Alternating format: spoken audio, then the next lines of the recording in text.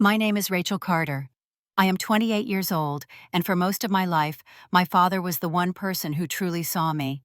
He taught me how to read the stock pages when I was 12, told me that value wasn't always about money, and made me believe I was worth something, even when my own family treated me like I wasn't. Last month, the phone rang, and my mother's voice cut through the line like ice. She told me not to come to my father's funeral. I stood outside the church the next day, the rain soaking through my coat, watching the people who shut me out pretend they were the only ones who mattered. And then a week later, the lawyer called with news that would turn their world upside down. The phone rang late in the afternoon, the kind of ring that makes your chest tighten before you even know why. I picked it up, pressing it to my ear, and heard my mother's voice, cold and sharp, cutting through the line. "Don't show up at your father's funeral." My hand froze around the phone. For a moment I thought I'd misheard her. She repeated it slower this time, each word dripping with disdain. "You're not welcome." Then she hung up. No explanation, no pause for me to respond. I sat there staring at the wall of my small apartment in downtown Seattle, my mind scrambling to catch up. My father was gone. Robert Carter, 62 years old. The man who taught me how to read stock charts when I was still in high school, who kept every silly drawing I ever made tucked into a folder in his desk. I had been dreading the day I'd have to say goodbye to him, but I never imagined I wouldn't even be allowed inside the church. The details trickled in later. Bellevue Church tomorrow morning at 10. My mother had made sure my name wasn't on any program, hadn't told the extended family I'd be there. I could picture her and my sister Victoria arranging the service as if I had ceased to exist. My stomach twisted with a mix of grief and something hotter, uglier: anger. I barely slept that night. I lay in bed listening to the rain against the window, replaying every moment with my father over the past year. The last time we spoke, he'd asked about my job at the architecture firm. He'd told me he was proud of me. That was before the hospital calls, before the sudden decline I still couldn't wrap my head around. And now I wouldn't even be allowed to sit in the front row and hear people speak his name. When morning came, the sky was a dull gray, heavy with low clouds. I dressed in a simple black dress and coat, tied my hair back, and drove across the bridge into Bellevue. My hands gripped the steering wheel so tightly my knuckles whitened. I parked 2 blocks away from the church, unwilling to make a scene by pulling into the main lot. As I walked up the street, I saw the hearse parked out front, its glossy black surface reflecting the drizzle. The church doors were open, and people streamed in, shaking off umbrellas, murmuring to one another. I stood at the bottom of the steps for a moment, gathering my breath. Inside, I could see the soft glow of candles and the polished wood of the pews. My chest ached at the thought of stepping through those doors and hearing my father's favorite hymn. But as I reached the top step, I saw them. My mother stood just inside the vestibule, her posture stiff, her eyes sweeping the room like a hawk. Beside her, Victoria, in a perfectly tailored black dress, leaned in to whisper something, and they both turned toward me. The look on my mother's face was the same one she wore the day I told her I was moving out at 22. Cold. Final. Victoria's lips curled into a faint smirk. They didn't say a word, but they didn't have to. The message was clear. I stepped back onto the wet stone, the sound of my heels muffled by the drizzle. People passed me without acknowledgement, some glancing curiously, others not at all. A man I recognized from my father's investment club gave me a brief nod, then quickly looked away. My fingers clenched inside my gloves. I wanted to scream that I was his daughter, that I had as much right to be here as anyone else. But my voice stayed locked in my throat. I retreated to the sidewalk, standing just far enough to watch through the open doors as the pallbearers carried the casket down the aisle. My vision blurred, and I wasn't sure if it was the rain or my tears.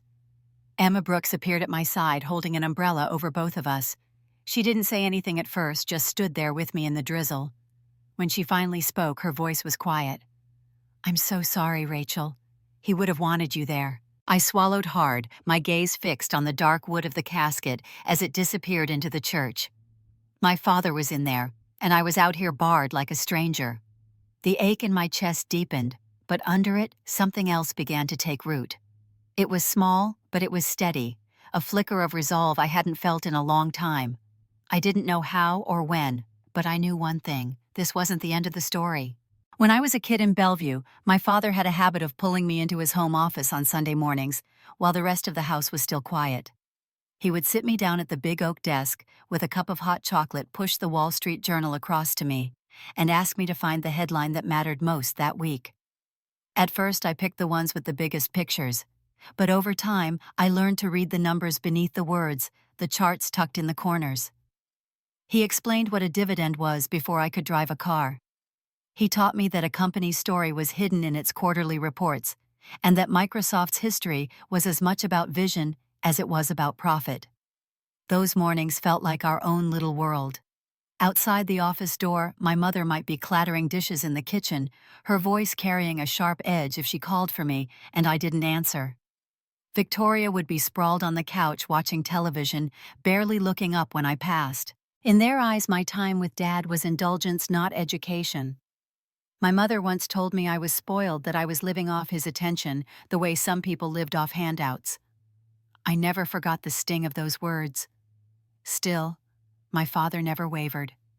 If he noticed the tension between me and the rest of the family, he didn't mention it, but sometimes I caught him watching me with a quiet, almost protective pride. When I brought home straight A's from Bellevue High, he slipped a handwritten note into my backpack that simply said, "Keep going, you're building something." On my 15th birthday, he walked into the dining room carrying a small square box. Victoria had just given me a gift card, tossed in a plain envelope, and my mother had handed me a sweater still in the store's plastic bag. My father set the box in front of me and waited. Inside was a vintage silver watch, the kind with a simple face and a leather band worn soft with age. He told me it had been his when he landed his first major investment win, buying into Microsoft in the early 90s, before anyone thought it would dominate the tech world.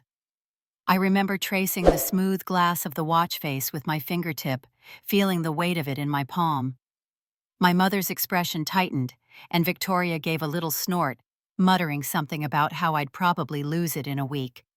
My father ignored them. He clasped it onto my wrist and said it was a reminder that timing mattered in life, but so did holding on to what was worth keeping. After that, the watch became a talisman. I wore it on days I had big exams during college interviews, even on the morning I signed the lease for my apartment in Seattle. It ticked steadily through moments when nothing else in my life felt certain. There were other memories, too. Summer evenings when Dad would take me down to Maidenbower Bay with 2 fishing poles and a cooler of soda. We'd sit on the dock, our lines in the water, talking about everything from market trends to my half-formed plans for the future. He never told me what I should do with my life, only asked enough questions to make me think harder about my answers. The distance between my mother and me and my sister and me widened over the years. They rarely came to my school events, and when they did, it was with an air of obligation. Victoria made it clear she thought I was wasting my time studying instead of networking like she did for her boutique. My mother praised her, constantly comparing her business ventures to my job at the architecture firm as if they weren't even in the same universe. Even so, I clung to the things my father had given me, not just the watch, but the sense that I could stand on my own. He'd once told me that independence was a kind of armor, and I understood more and more what he meant. The last summer before he got sick, he invited me to help him review some documents for his investment portfolio. We sat side by side at the kitchen table, my laptop open next to his. I caught sight of a folder labeled estate planning on his desktop. But before I could ask, my mother's voice cut in from the doorway, brittle and impatient, telling him he was needed for a phone call. He closed the folder without comment. Looking back now, I wonder if he knew then how the end would play out, if he had already decided who would hold the pieces when he was gone. I glanced at the watch on my wrist as the drizzle thickened outside the church, its second hand ticking on, steady and unbothered by the world around it. Emma's umbrella tilted slightly toward me, and I realized she was watching my face. She didn't ask what I was thinking, and I didn't tell her.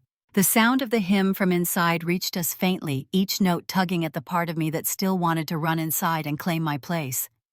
Instead, I stood there, my fingers curling around the strap of my purse, feeling the familiar press of the watch against my skin. The music swelled, then faded into silence. Somewhere inside, they were speaking about my father, but out here on the steps, I felt like I was carrying the truest pieces of him with me. A burst of laughter cut through the low murmur of voices drifting from the church. I turned my head and saw a small cluster of people standing a few steps away under the covered walkway. Their coats were damp from the drizzle, but the brightness in their eyes had nothing to do with the weather.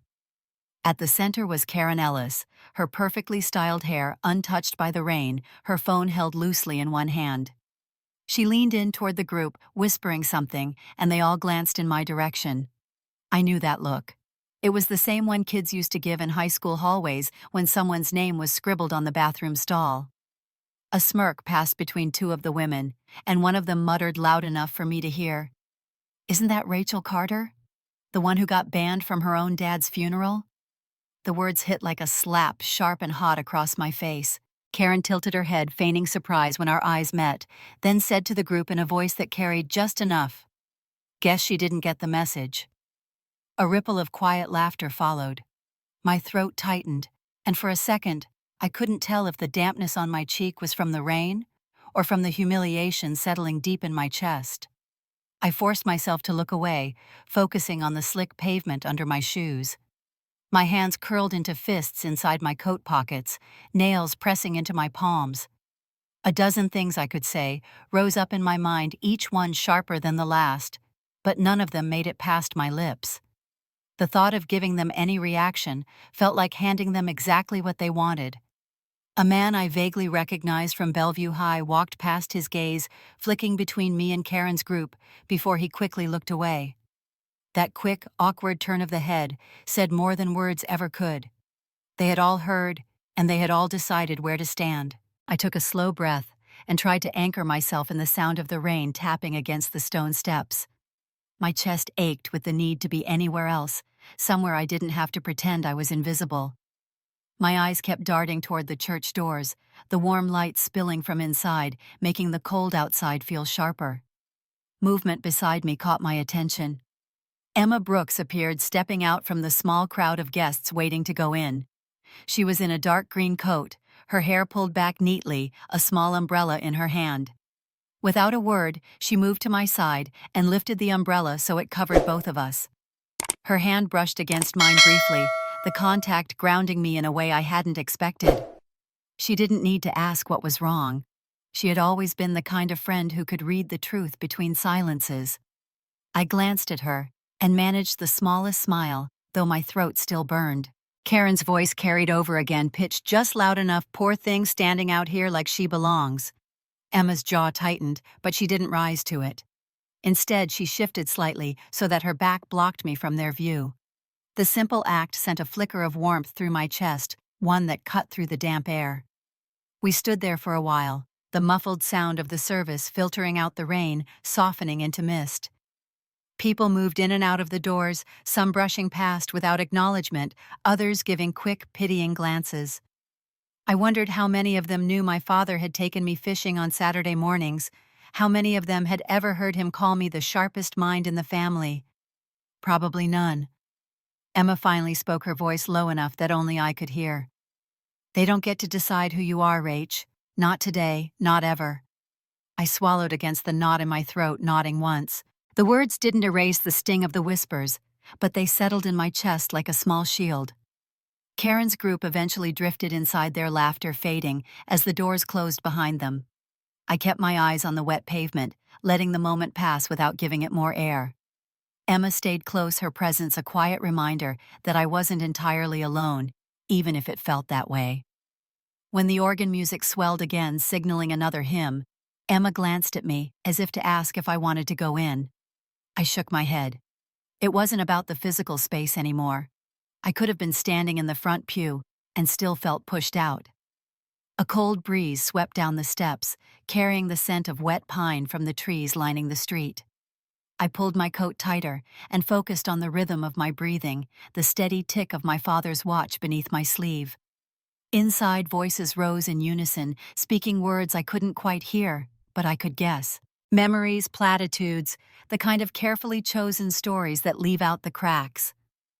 Emma's hand brushed mine again, just a small gesture, and we both turned slightly toward the street.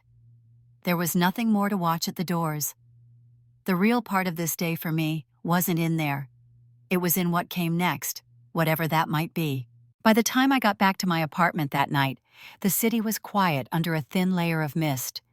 The streets glistened under the streetlights, and the sound of my own footsteps followed me all the way up the block. I closed the door behind me, kicked off my wet shoes, and let the silence settle in. For the first time all day, I thought I might be able to breathe. I changed into sweats, made a cup of tea, and sat on the couch with the lights dimmed. My phone buzzed on the coffee table. I almost didn't check it, assuming it was a calendar notification or a news alert. But the sender's name froze me. Mom. The message was short. You'll regret it if you keep getting involved in this. My fingers tightened around the phone. The words felt like ice sinking into my chest. There was no context, no pretense of civility, just a threat dressed up as advice. I set the phone down and stared at the steam curling up from my mug. She was making it clear that even standing outside the church today was too much in her eyes. That this wasn't about grief or family protocol. It was about control. And I knew with a sharp certainty that it was tied to something bigger. A knock at my door startled me. It was soft but steady, and when I opened it, Emma was standing there still in the same coat from earlier, her hair damp at the ends. She stepped inside without waiting for an invitation, shaking off the rain. I told her about the text. Her eyes narrowed, and she let out a low sigh as she dropped her bag onto the chair. I need to tell you something, she said, her voice quieter than usual. I overheard something today before the service started. I sat up straighter. Emma went on explaining that she had been in the side hall near the restrooms when she passed my mother and Victoria. They didn't notice her there.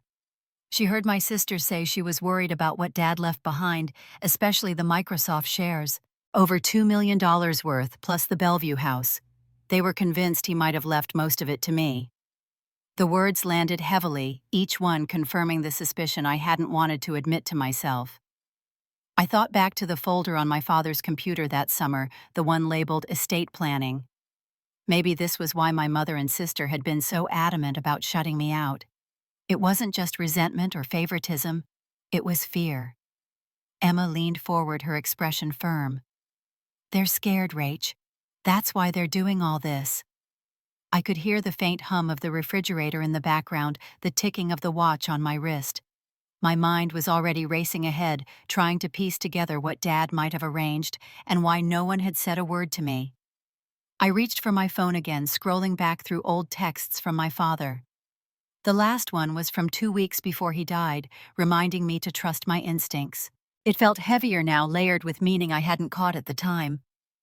Emma stayed a while talking about other things to pull me out of the spiral, but the image of my mother and sister whispering about millions in stock wouldn't leave my mind. It explained so much. The urgency in my mother's voice on the phone, the smug tilt of Victoria's smile at the church. They weren't just trying to cut me out of a funeral. They were trying to cut me out of what my father had meant for me. After Emma left, I sat in the dark for a long time, the city lights blinking outside my window. I thought about the house in Bellevue, the creak of the stairs, the smell of my father's coffee in the morning. I thought about those Microsoft shares bought long before anyone saw the company for what it would become. To my father, they weren't just investments. They were a testament to vision, patience, and faith in the future. The phone buzzed again. This time it wasn't a message, but a calendar reminder for the week ahead. Meetings at work, deadlines, the normal rhythm of life. But it all felt different now, as if the ground beneath me had shifted. I placed the watch on the table and stared at its face, the steady sweep of the second hand. Somewhere out there in some office or drawer, the truth about my father's will was waiting, and my mother's text had just told me exactly how badly they didn't want me to find it. 3 days later, I was at my desk on the 22nd floor of the Harper and Lane building in downtown Seattle, staring at a set of floor plan revisions that refused to make sense. My mind kept wandering back to the funeral, to my mother's text, to Emma's quiet voice, telling me about what she had overheard.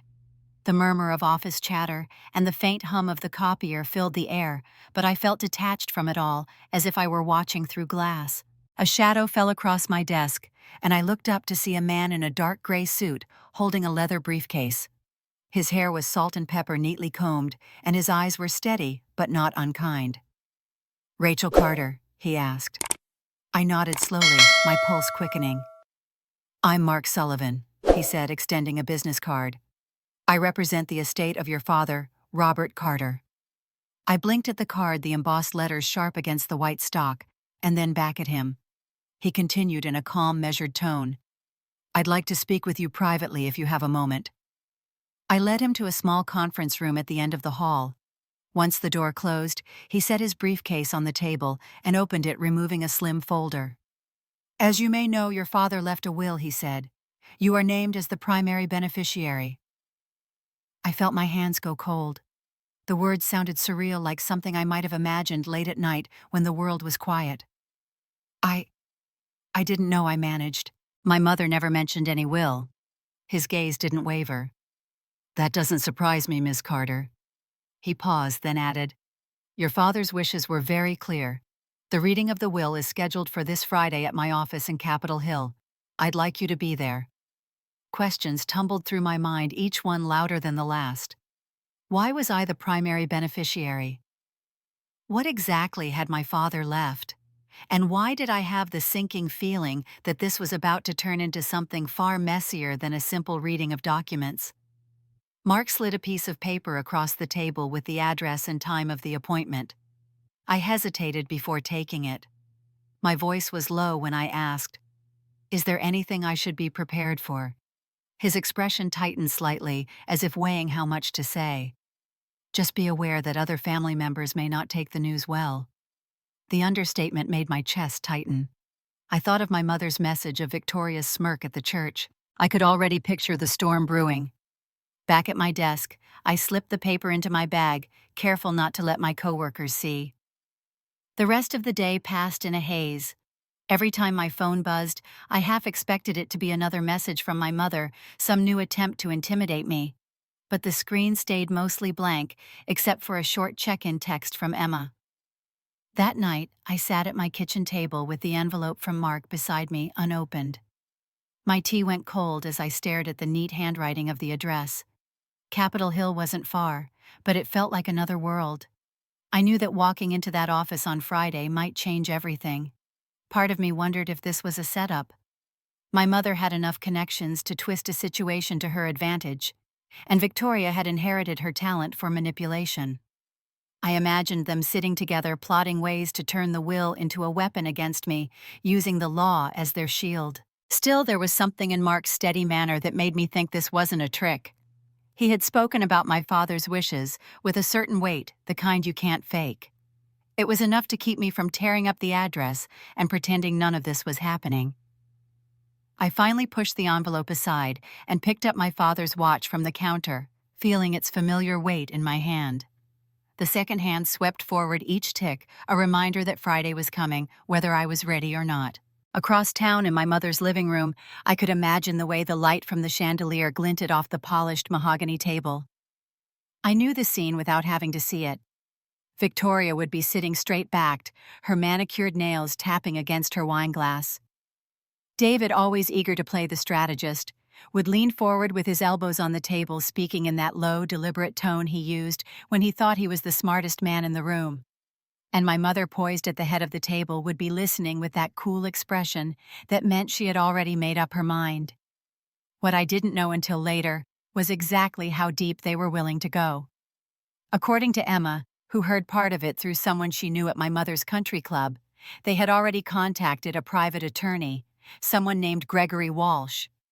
He specialized in estate disputes and had a reputation for dragging cases out until the other side gave in. The plan, from what I would eventually piece together, was to claim that I had exerted undue influence over my father in his final months, that I had somehow manipulated him into naming me as the primary beneficiary, cutting them out of what they saw as their rightful share.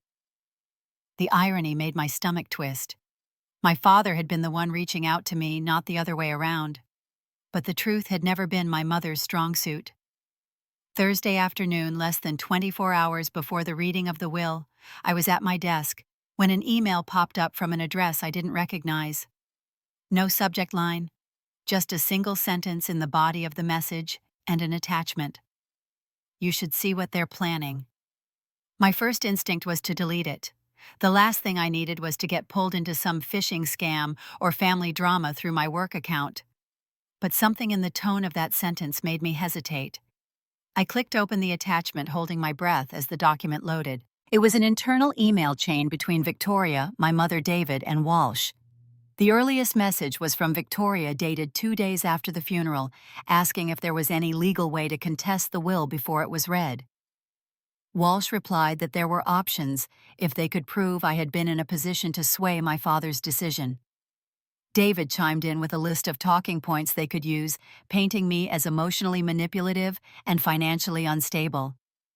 My mother followed with a curt note saying she would provide any statements necessary and that she wanted the paperwork ready to file by Monday.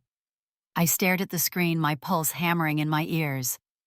The detachment in their words was worse than anger. It was calculated cold. They were already moving forward as if I were nothing more than an obstacle to be removed. Emma's name flashed on my phone. I answered without taking my eyes off the email. "You're not going to believe what I just got," I said. She listened in silence as I read parts of it aloud, her sharp intake of breath, the only sound on the other end. "This is proof, Rachel," she said finally. "If they try to pull anything, you have them in their own words." I saved the file to an encrypted folder, then printed a hard copy and tucked it into a plain manila envelope. That night, I barely slept. Every time I closed my eyes, I saw their words in black and white, each sentence another thread in the net they were trying to throw over me. I kept imagining walking into Mark Sullivan's office and seeing them there, smug and certain they could steamroll me into submission. By morning, my decision was clear. I wasn't going to wait for them to make the first move. I was going to walk into that room with the truth in my hand, ready to show exactly what kind of people I was dealing with. The rain had stopped by the time I reached Capitol Hill, but the streets were still slick, reflecting the pale morning light. I parked 2 blocks away from Mark Sullivan's office, needing the walk to steady my nerves. The manila envelope in my bag felt heavier than it was a constant reminder of the words printed inside. When I stepped into the lobby, the receptionist gave me a polite nod and gestured toward a glass-walled conference room at the far end of the hall. I could see them through the glass before I reached the door. My mother was sitting upright, hands clasped in her lap, her expression carved from stone. Victoria leaned back in her chair, crossing one leg over the other, her eyes flicking to me the moment I appeared. David sat beside her, his phone face down on the table like a weapon waiting to be drawn. Mark rose as I entered, extending a hand. "Rachel, glad you could make it." His voice was steady, professional, but his eyes lingered on my face as if checking for signs of hesitation. I took the seat opposite my family, the space between us feeling wider than the table itself. The air was thick with silence as Mark opened a leather-bound folder and adjusted his glasses. As executor of the estate of Robert Carter, I will now read the terms of his last will and testament, dated March 14th of this year. My fingers curled around the edge of the table.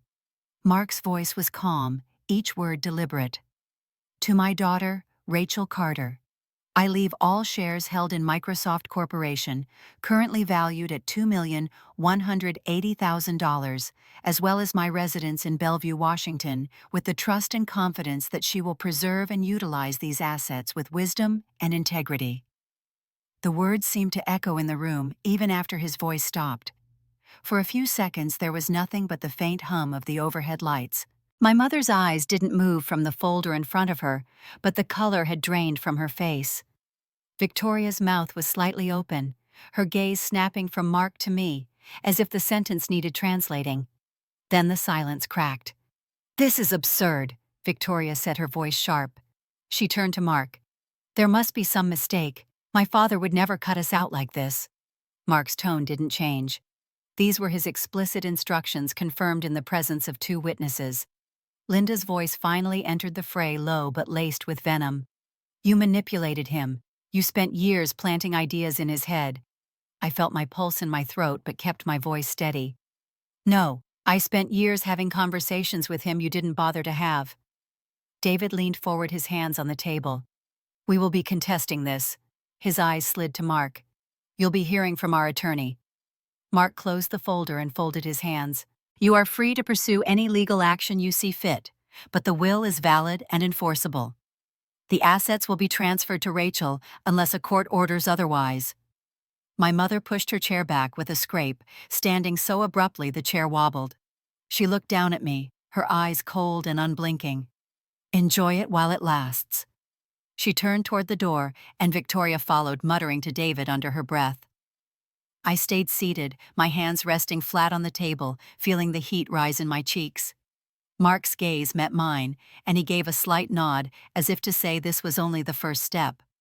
The envelope in my bag pressed against my side, its presence both reassuring and sobering. Whatever came next, I wasn't walking into it empty-handed. When the door closed behind my mother and sister, the tension in the room seemed to shift, not dissolve. Mark leaned back slightly, folding his hands on the table. There's something you should know, Rachel. I watched him carefully, unsure if I was ready for more. He opened the leather folder again, flipping past the will to a set of older documents clipped together. Your father didn't draft this on a whim. He first came to me about it in April of 2022. His voice was even, but there was a weight behind it. He had discovered that your mother and sister were exploring ways to liquidate his Microsoft holdings without his consent. I felt my jaw tighten. I had suspected they resented his reluctance to sell, but hearing it out loud made my stomach turn. Mark went on explaining how Robert had been furious when he learned they had spoken to a broker behind his back. He told me directly that those shares represented decades of his belief in a company he had chosen to back when almost no one else would. He wasn't going to see them sold for quick cash. Mark slid another page toward me, a note in my father's handwriting dated June 2022.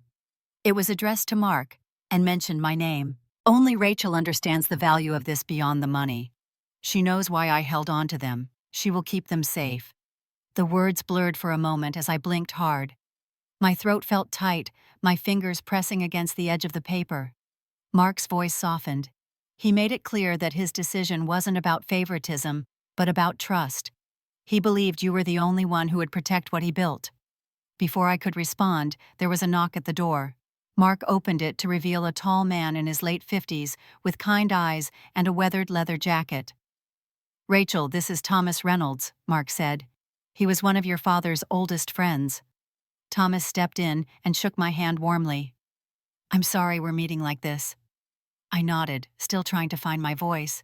He took a seat and glanced at Mark before looking at me again. Your dad talked about you all the time, Rachel. He was proud in a way you don't see often. Thomas explained that he and my father had met in the early 90s, back when they were both investing in the early tech market. He remembered the day Robert bought his first block of Microsoft shares, holding on to them through the dot-com crash and every market dip. He told me that in their last lunch together, my father had said, if anyone's going to inherit these, it should be Rachel. She won't think of them as a windfall. She'll think of them as a responsibility. Hearing that settled something deep inside me. For months I had been walking around feeling like an outsider in my own family. Questioned, dismissed, shut out. Now I could see that my father had seen through all of it, and he had acted while he still could. I set the handwritten note back on the table carefully, almost afraid to crease it. Thank you for telling me this, I said quietly. Both of you. Mark gave a small nod, closing the folder. I thought it was important you knew the full story before the challenges start coming. And they will. I looked from him to Thomas, feeling the weight of my father's trust in a way that was both comforting and heavy. It wasn't just about the assets. It was about living up to the faith he had placed in me and not letting them take it apart piece by piece.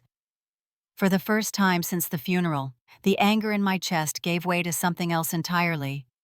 It was still sharp, but underneath it was a steadiness I hadn't felt in years. I could almost hear his voice calm and certain, reminding me to hold on to what was worth keeping. The next afternoon I called my mother and asked her to meet me for coffee. There was a pause on the line, the kind that made it clear she was weighing whether the conversation would be worth her time. She finally agreed, her tone clipped, and suggested a small cafe, just a few blocks from the house where I grew up.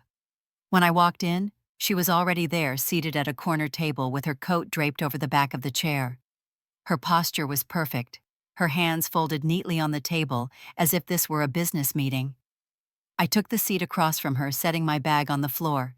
She didn't waste a second. "You've managed to destroy what was left of this family," she said, her voice low but sharp. I could feel the eyes of the couple at the next table flicker toward us before quickly looking away. I didn't flinch. "I didn't destroy anything, Mom. I just didn't let you take what Dad wanted me to have." Her lips tightened. "He was manipulated. You've always known how to twist his feelings. You were his little project, his pet." I felt my chest tighten, but I kept my voice steady. "I didn't twist anything. I didn't ask him for the shares or the house. I didn't even know about them until Mark told me." She leaned forward slightly, her perfume settling between us, familiar, but no longer comforting.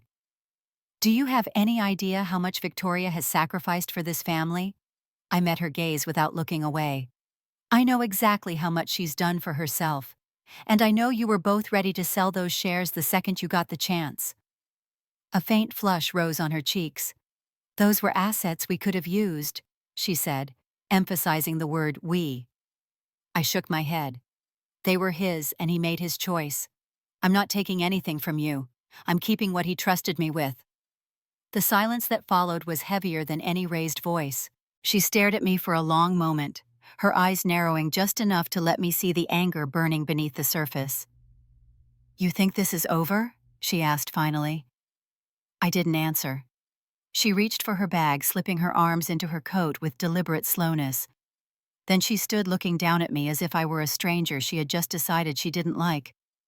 Without another word, she turned and walked out of the cafe. The door closed behind her with a soft chime, and I watched her cross the street, her steps brisk and unyielding. I stayed where I was, my hands wrapped around the coffee cup, the warmth seeping into my skin. The seat across from me was empty, but her last look lingered like a shadow, one that told me this fight was far from finished. 2 weeks later, the envelope from the King County Superior Court arrived in my mailbox. My name was listed as the respondent. Victoria Moore and David Moore were the petitioners, with my mother's name added in as an interested party. The claim was exactly what I expected: an allegation that I had exerted undue influence over my father, and that the will should be declared invalid. Mark called me as soon as he received his copy. "We have everything we need to fight this, Rachel. Between your father's handwritten note, Thomas's testimony, and the email chain you were sent, their case doesn't have a leg to stand on." Still, the idea of walking into a courtroom with my family on the other side felt like a punch to the ribs. The first hearing was set for a Friday morning. I walked up the courthouse steps under a pale sky, the manila envelope tucked into my briefcase. Inside the courtroom, Victoria sat with her attorney, Gregory Walsh, whispering in low tones. David glanced up at me, his expression smug. My mother avoided looking at me entirely, her gaze fixed straight ahead. Judge Miller, a sharp-eyed woman with silver hair, pulled into a knot, entered and took her seat. Walsh launched into his opening, painting a picture of me as a manipulative daughter who had spent the last year of my father's life isolating him from the rest of the family. I kept my eyes on the table, forcing myself not to react.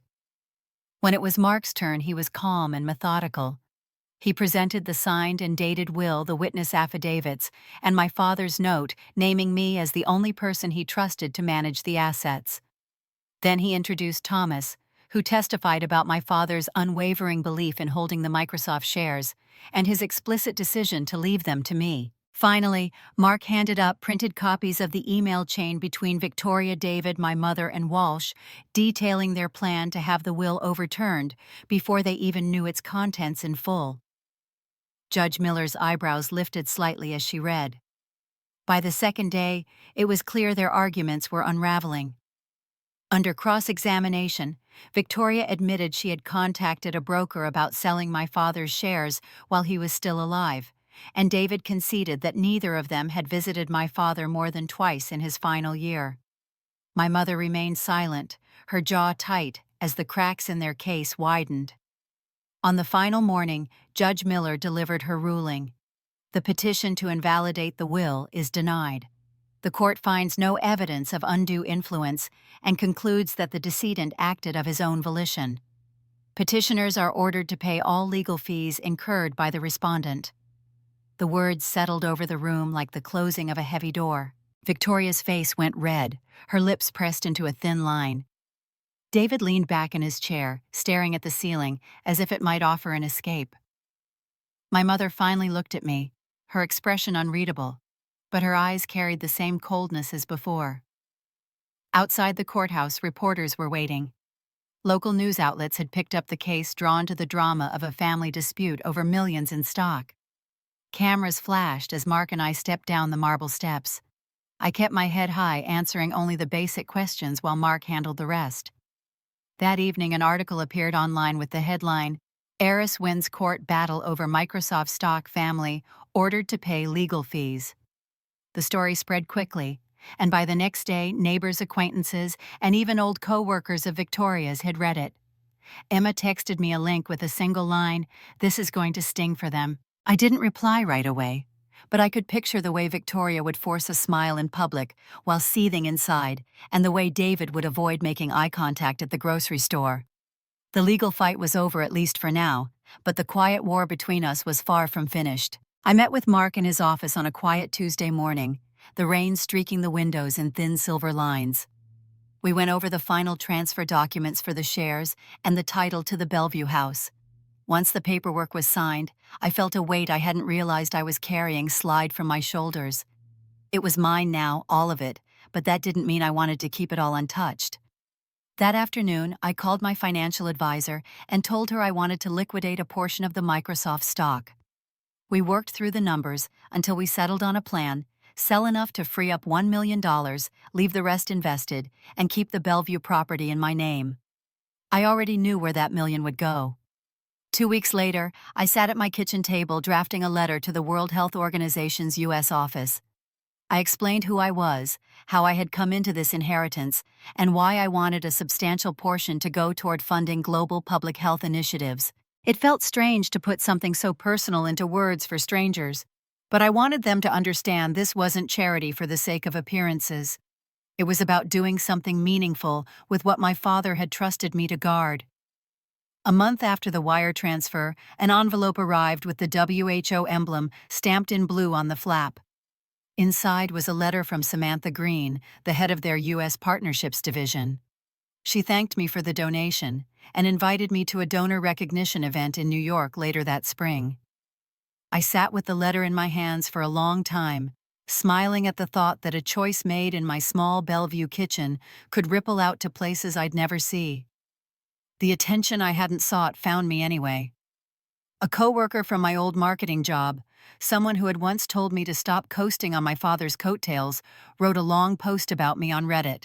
She detailed the entire saga from the day my mother told me not to show up at the funeral to the courtroom win and the donation. The tone was different from the last time we'd spoken. It was respectful, even admiring. Within days, the post had been cross-shared to Facebook and picked up momentum. Thousands of people commented, some applauding the way I had handled my family, others focusing on the donation. I scrolled through them late one night, my laptop casting a soft glow in the dark room. "You turned pain into purpose. Your father would be proud. This gives me hope that not all family battles end in bitterness." The words caught me off guard, their sincerity cutting through the guarded place I had kept in my chest for months. Emma sent me screenshots of the thread climbing to the top of the subreddit. The same coworker who had written the post messaged me privately to say she had been wrong about me all those years ago. I thanked her, surprised at how little resentment I felt. News travels fast in Bellevue. By the end of the week, I knew my mother and Victoria had seen the posts. A friend texted me that she'd spotted them at the upscale grocery store near the waterfront. They had been stopped twice by neighbors offering polite but pointed comments about the articles and the donation. According to my friend, Victoria's smile had gone tight, and my mother had kept her gaze fixed firmly on the produce section. I imagined them walking down the street now, wondering who might recognize them, who might connect them to the story that had painted them in a less than flattering light. It wasn't the kind of revenge I had set out for, but it was satisfying in a way I couldn't deny. Later that night, I sat on the couch with a cup of tea, rereading a few of the warmer comments from strangers. Each one felt like a small stone stacked on the foundation my father had left me, proof that my worth and my choices had outgrown the narrow box my family had tried to keep me in. The afternoon light streamed through the wide front windows, spilling across the polished wood floors of the Bellevue house. The scent of fresh paint still lingered, mixed with the faint aroma of coffee from the kitchen. Every room had been brought back to life in the past few months, walls repaired, carpets replaced, and furniture chosen with care. It no longer felt like a place stuck in someone else's past. It was mine now, and it carried my imprint in every detail. On the center table in the living room, I set down a small, velvet-lined box. Inside was the antique watch my father had given me on my 21st birthday. I lifted it out, feeling the cool weight in my palm. The gold casing caught the sunlight, and for a moment it was like I could hear his voice again, patient and warm, explaining the story behind each scratch and mark on its surface. I placed the watch gently on the table, right where it would catch the morning light. Standing there, I realized how far I had come from the woman standing outside the church steps, shut out and humiliated. That day had felt like the end of everything I knew, but it had been the start of something I never expected. The walls no longer echoed with the absence of my father's voice. They carried the quiet hum of my own life, built on choices he had believed I was strong enough to make. I thought of the court ruling the donation, the messages from strangers who understood the weight of what I had endured. None of it had erased the hurt, but it had transformed it into something I could live with, something that even made me proud. I walked to the window and looked out at the street below. A couple strolled by with their dog, pausing to admire the cherry blossoms that lined the block. This house had seen decades of my father's life, and now it would hold mine. I had the freedom to fill it with whatever came next. There was no satisfaction in knowing my mother and sister had been embarrassed. The satisfaction came from knowing their power over me was gone. They could no longer dictate who I was or what I deserved. They had tried to cut me out of my own family's story, but I had written myself back in. I sat on the couch, the afternoon sun warm on my shoulders, and glanced once more at the watch. It was more than a keepsake. It was a reminder of the trust my father had placed in me and the responsibility that came with it. When someone tries to push you out of the story, remember this. Sometimes justice is quiet, but strong enough to change everything. And when you hold your place in that story, no one can take it away.